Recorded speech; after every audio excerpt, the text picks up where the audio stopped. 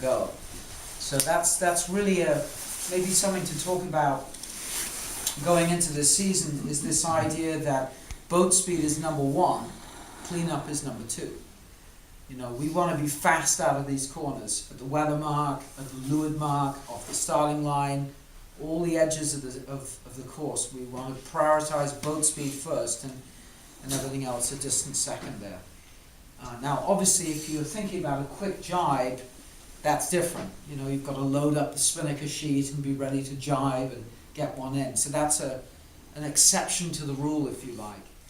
But if the feeling is we're going to stay on this, you know, it's just going to be a set and off we go, let's hop to it on boat speed. So that means the crew, as I say, getting into position as soon as possible. Drop what you're doing, flatten the boat here, get us going, and then situationally start to clearing up as you go. And you know, especially on a day like today, where when the spinnaker filled, the boat would heel over quite a lot.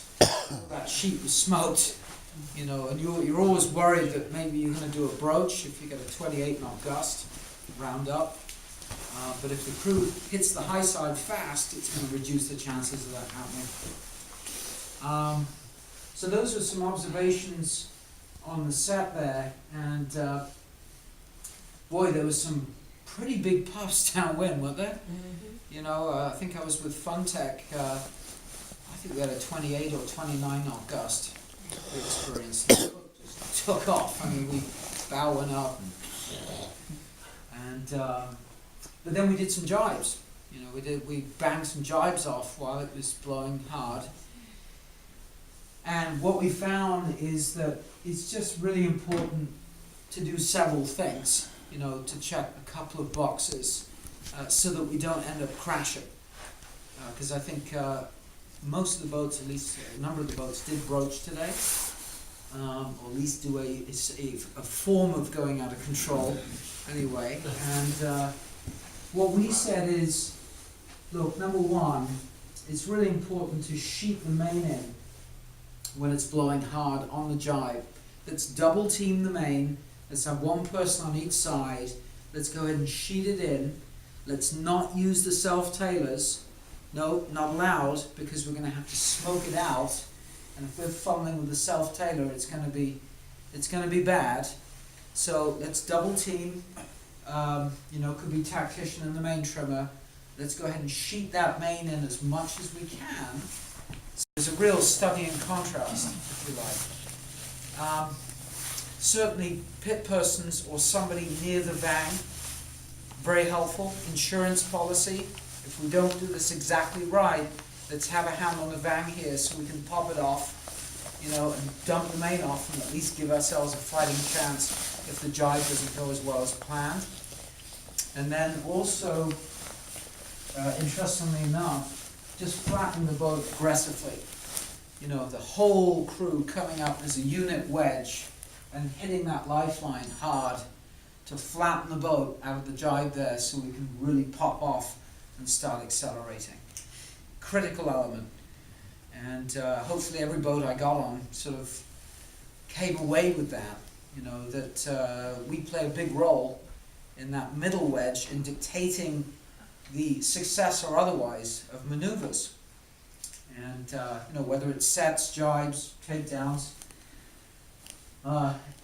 hitting that high side once a jibe's completed is just really, really important as a group, so that we can flatten the boat, ease the spinnaker sheet out, and then take off. And I was with Corinthia at the end of the day, and we're doing some jibes, and we did one really, really good jibe. Frank basically waited until there were some waves out there.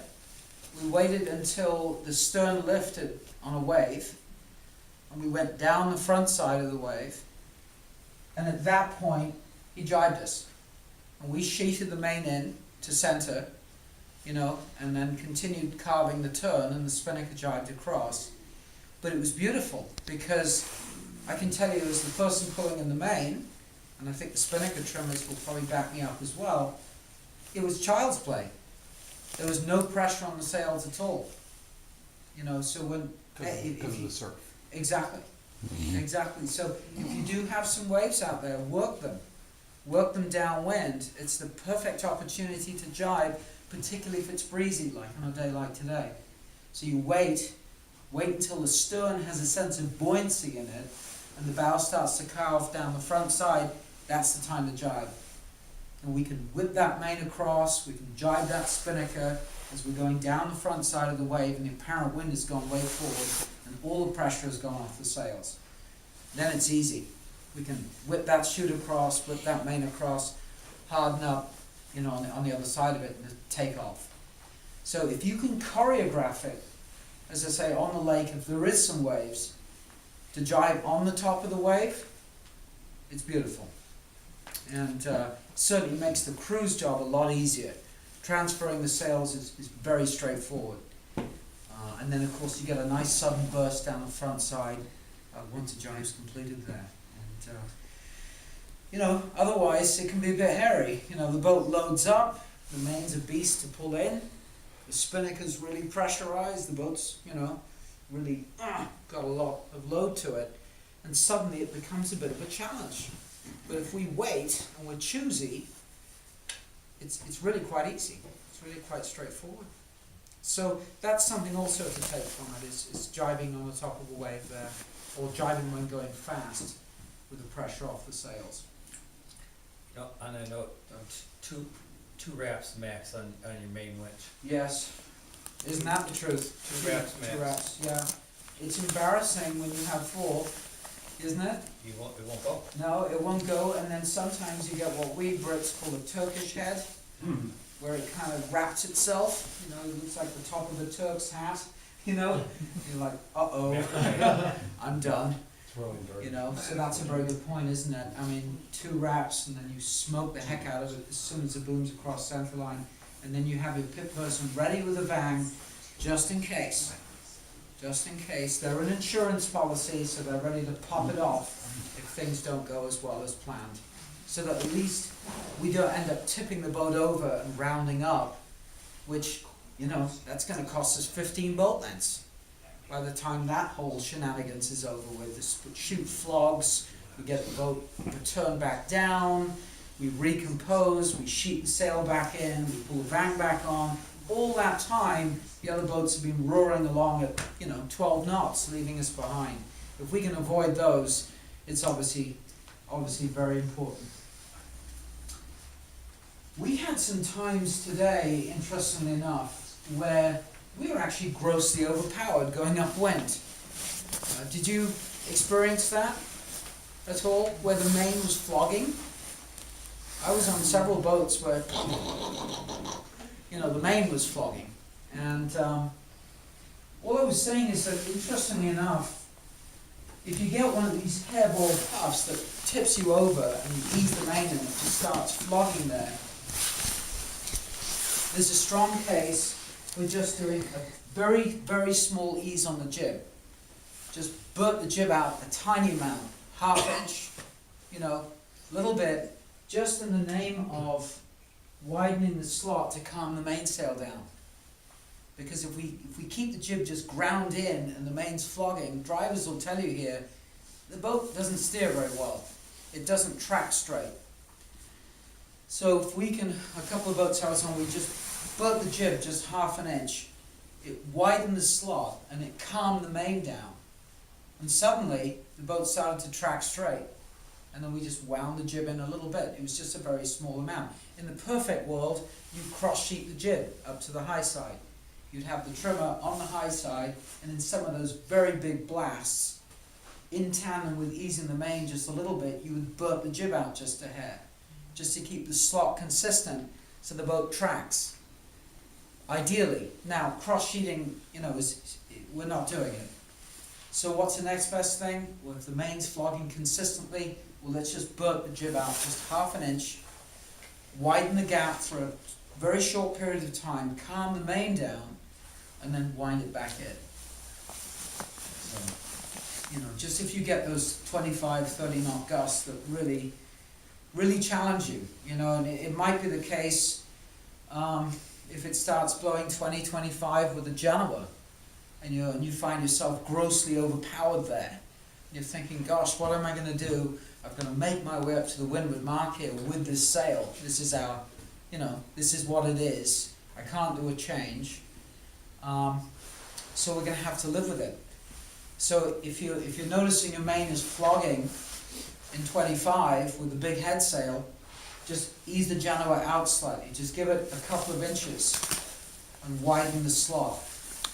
Andrew, when it Yeah. gets when you're overpowered with the big head sail, we Right. move the lead back too, just to take the power off the top of the Absolutely. Johnny. Absolutely, yes. Drop the lead back to allow the leech profile to open up. Twist out. Twist Mhm. up, that's right. And we were doing that a little bit with the little jibs today. We were moving the leads back a little bit, trimming them fairly hard on the foot, but allowing the leech profile to be a little bit more open, just to be a little bit more forgiving in some of the big puffs to keep the boat on its feet. Because really, as drivers will tell you here, you want the boat to track well. And when I'm watching heavier starts or breezier starts, it's interesting. It becomes an A, B, and C fleet very quickly, remarkably quickly. That those who can, and those who can't are shut out the back. And you know that the difference is how they're steering the boat and how they're playing the sails, And I come from the breed of J24s, where we spend our lives grossly overpowered, usually with the Genoa, 20, 22 knots in San Francisco Bay. And we find that, when the puff hits, and the main is eased slightly, we've got to ease the jib out slightly as well. We're going to ease the Genoa to keep the slot wide so the boat can track. What we don't want is to dump the main out and just have the Genoa pinned in, which just drags the bow down and causes the main to luff. Then we're not pointing to save our lives. So just something for the head sail trimmers here, in those instances where you are grossly overpowered, whether it's the very, very top range of the Genoa, or frankly we should have the jib, but we have the Genoa, or it's even the top range of the jib, that we have to think about opening the boat up if the main's flogging. Because we want the boat to track. We don't want it to get blown over sideways and then do these little mini broaches that Frank and I were talking about this morning, these little round-ups and a lot of helm and all of that. We want to be tracking straight. And literally, it's interesting watching fleets, but those who can track straight when they're grossly overpowered, they simply pull ahead. They just go, I was coaching at the J105 North Americans in Chicago, and you could tell the top three boats pretty immediately off the starting line. They would get these big puffs, and they would track straight. The other boats would get these puffs, and they do these little mini broaches. They just go like that because they weren't unloading the mains fast enough, and also, very often, they were leaving the jib just rammed home, and the main was flogging. Whereas the top boats were doing a little burp on the jib, widening the gap, and then able to track, and then squeezing it back in. They were working the sails more aggressively. So let's call them the puffs and letting the helmsman know they're coming, they're anticipating, they're rolling up Yep. a little bit.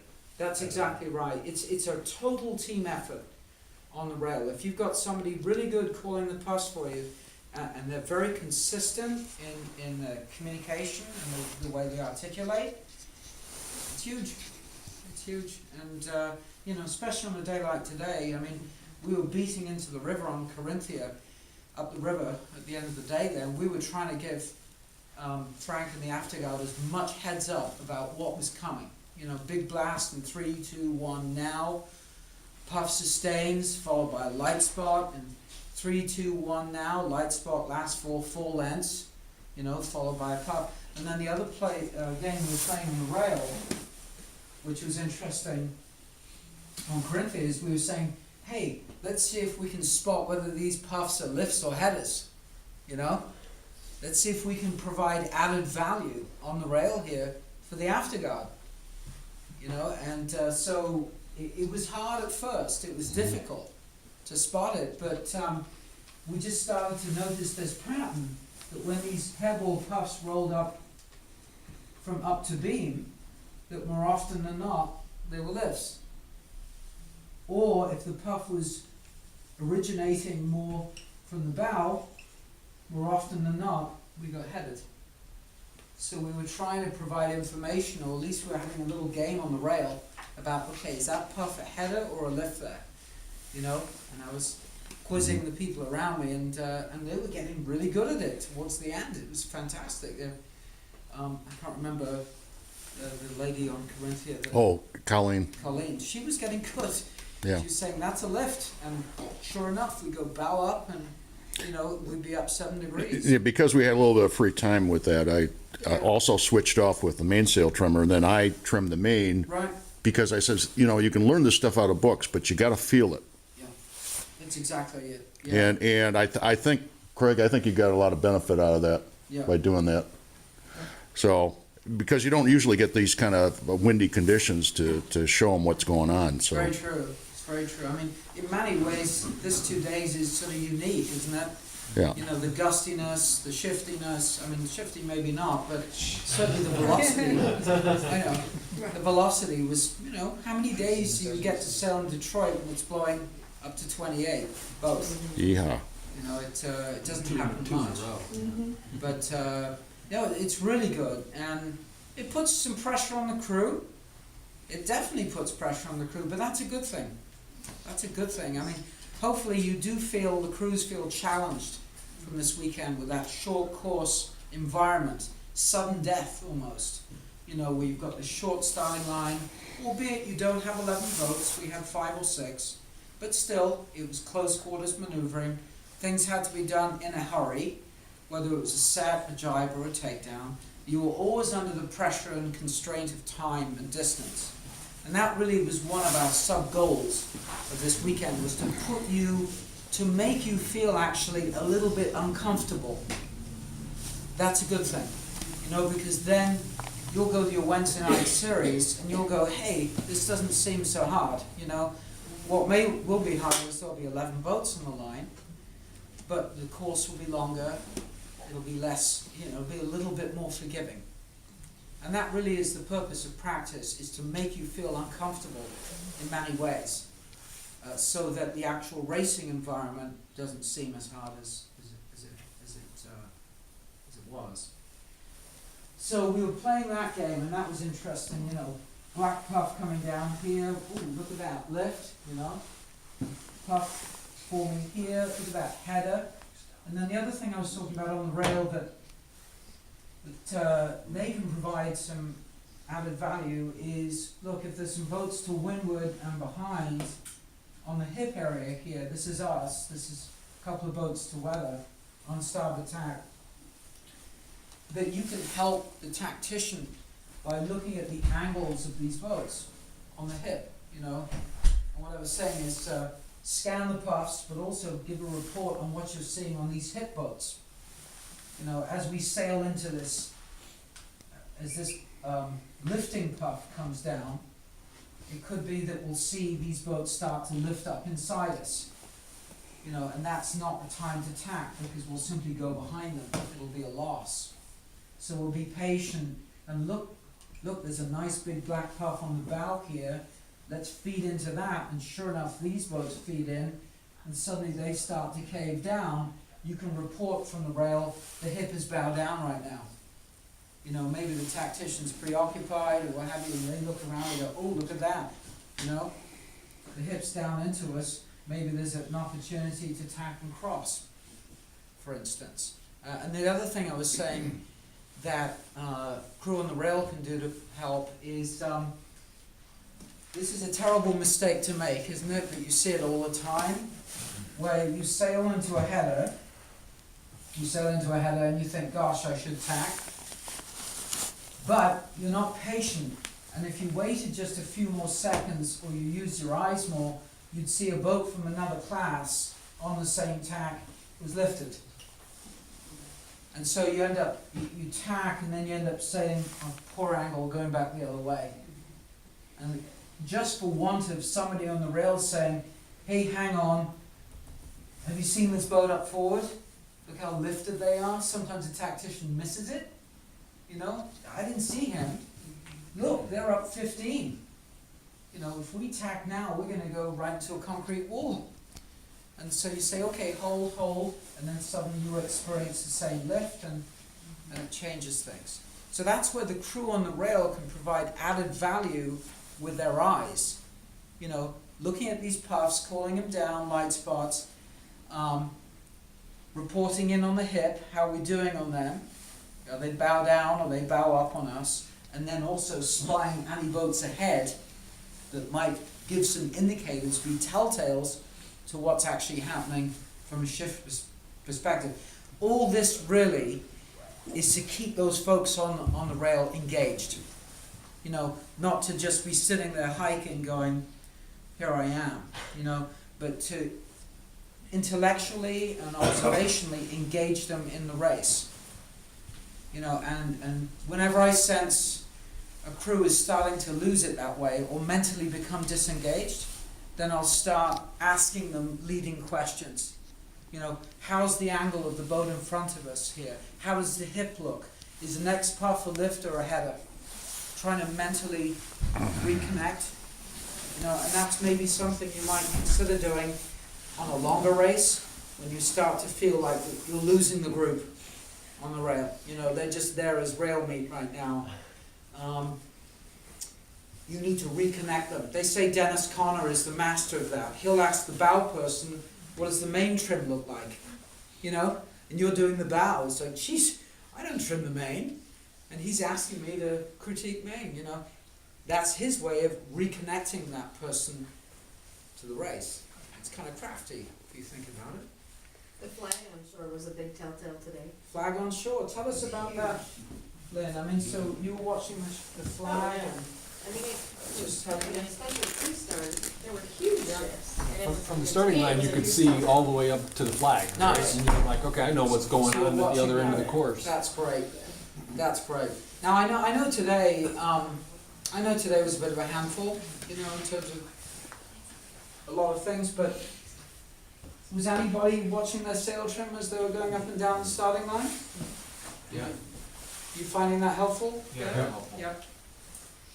I tell you, on those shifty, difficult days, and there's plenty of them in sailing, isn't there? That can really help. As I say, you're trying to reconfirm or deny, you know, your initial assumptions. And this is a great way, as I say, running the line and just checking.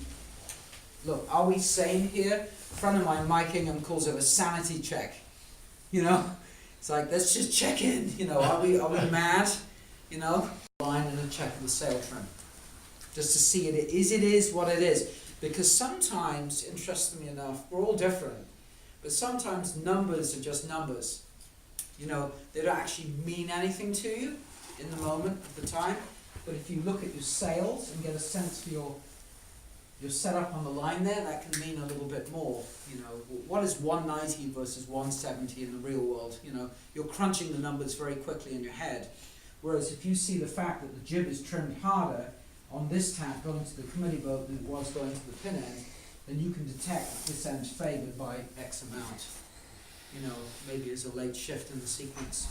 We were just, we actually just centered the main, Yeah. and then, so I was just bringing the boat up until I just got a little up in the main. Right. And looking at the angle to the line, and then on the other side, doing the same thing, and Yes. you know, 10 degrees, 5 degrees was just painfully obviously. Excellent. And we're just kind of coming up to the same point, you know, Yeah. without touching the main trim. Right. Right. That's really good. And on a day like today, so valuable because of these shafts of breeze coming down the course, just shifting. You know, I'm sure the committee was enjoying it. You know, they must be going, you know. We had no clue. Yeah, no. We're watching stuff happen, and it was Right. like one race. I think it was Charlie that restarted it and ended up with like the best start. It was like, and things changed so quickly in the first minute and a half sometimes on those legs, and it's like had somebody tacked right away, they could have gotten a little advantage. But Yeah. it was challenging, Yeah. absolutely Yeah. challenging. You know, we were on the committee, we were talking about what end is favored to you, you know. Mhm. And we had no clue. You know, we're watching these guys, they come in and there's some impressive starts today. Well, one of the last races, proof port deck the fleet. Oh, yeah, that was great. Did they really? Oh, yeah, yeah. Tell us how you did that. Is anybody from Proof? Yeah, we, How did you do that one? we were sort of watching, we chose not to participate in the practice starts to sort of see how everybody else was approaching it. Because when you're in it, you don't appreciate what everyone else is doing, and we noticed everybody favored the committee vote end, and then would come and run down the line. And we thought, well, why don't we just go for the pin end? We'll have plenty of time to attack the starboard if we need to. And we happened to get a lift, so we stayed on port, and it worked out great. Crossed. Yeah. So, That's nice. So you'd rather be lucky than good. absolutely. Just wait till it's We were just talking about, why don't we just do a port tack approach? You know, find a hole and drop in, and then all of a sudden we go, okay, this is working. It's right there, you know. Yeah, Forget about dropping, just That was a go. beautiful start. that's great. I mean, it's, yeah, I know, yeah, I mean, but you had a plan B, didn't you? Which was to tack and, We thought port was gonna be favored, and Yeah. if we needed to tack the starboard, we were where we wanted to be. right. So, yeah. It's starting it is a unique skill, isn't it? Would you agree? Because it's so dynamic and so many challenges it's a series of one-on-one situations that happen in rapid succession. And you have to process all of this. And some of the finest people I've sailed with, they can do a port tack approach, and there's just this wall of starboard tackers, you know?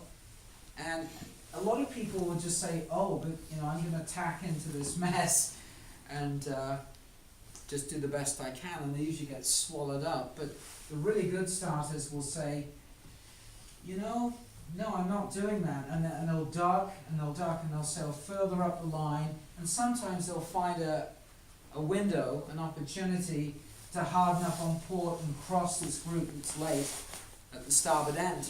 And they make what was looking like an absolute disaster in the making into an excellent start. You know, just that this flexibility and this ability to be spatial and understand. What I see as a coach is a lot of port tack approaches, they just tack into a mess. You know, they don't tack, there's nothing there, and they tack into it, into a very small spot. And then inevitably it's a bad start. You know, whereas being more flexible and observant, you say, no, you know, I've still got 45 seconds to go here. I'm going to duck this guy. I'm actually going to duck that guy. And then you see that these boats are late and they can't get to you, and you simply harden up and start going Mach 9. You know, We saw did that we also. plan it that way? Absolutely not. You know? We saw that also. Funtech was over early, Yeah, came back around on port, ducked the boat, yeah. and off they go. And I think they were the first boat to the weather mark. Right, right. But those, the beauty of maybe the sport, why we just keep coming back for more, is there was nothing scripted about that. You know, it was all just artist. You know, it's almost you're painting a Renoir. You know, and